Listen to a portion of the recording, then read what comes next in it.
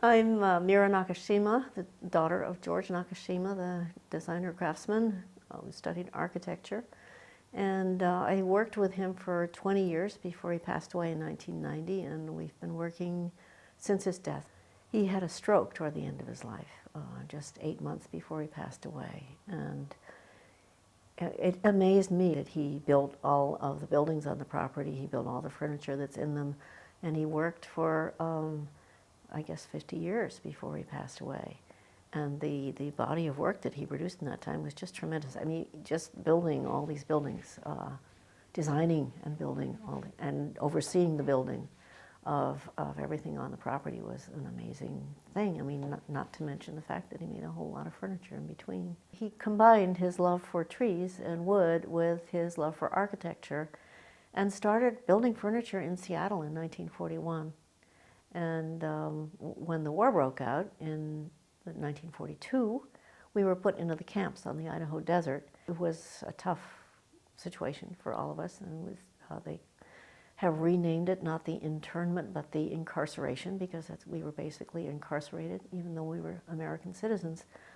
But he made the most of it. He found a Japanese carpenter who had been trained in Japan, and he studied with him, and the carpenter studied under him. So they had a lovely sort of, partnership. One would teach one thing and one would teach the other, and they, together they went on their path of trying to create a better environment than the barracks that we lived in.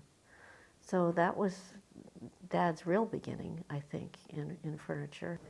He felt that wood had its own story to tell. If you have a plank of wood from a tree that grew somewhere, the story of that tree's life is you can see in its grain. You can see that it had a rough time where there's a big crack, and he put a butterfly across it so you didn't have to lose that piece of wood. He would use it in its entirety, and it would use the shape that God gave it.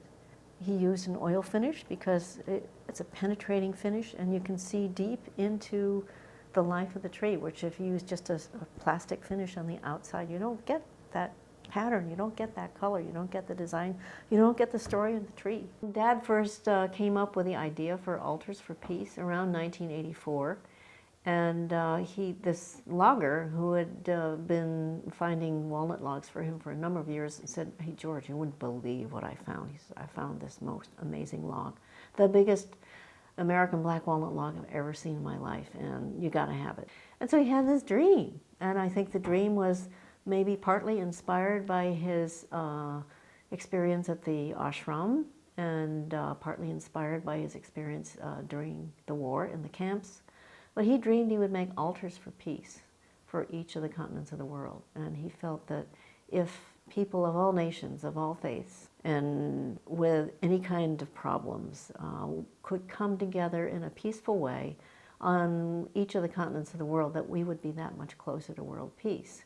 And he would slice up this huge tree and use the planks from that tree to make altars for each of the continents of the world. The criteria for the peace altar were that it was supposed to be almost an interfaith symbol, that it should be a place where people of all faiths could come. And it seemed like a kind of abstract idea, but Dad felt that it was an abstract idea. Peacemaking is an abstract idea. Everybody has their own different ideas of how to make peace or keep peace. And he said if you have something that's concrete, a concrete symbol on which to focus your energies for peace, that it would be a good thing. He took the peace altar to New York for New Year's of 1986 and installed it, and it's been there ever since. It survived the fire at the cathedral, and it was put in storage. We rededicated it last year, I think it was, when it came out of storage finally. And it's still in use, I think daily use, as a Christian altar. The one that went to Moscow is in a museum. The third one that went to India, to the City of Peace, and that is truly an international community. I think my father was just like totally ecstatic that his dream was coming true when he built the first one. One of the things that he said to me a long time ago, which has stuck with me, is to keep your nose clean and create a little beauty around you. That's the most important thing, and that's what we try to do.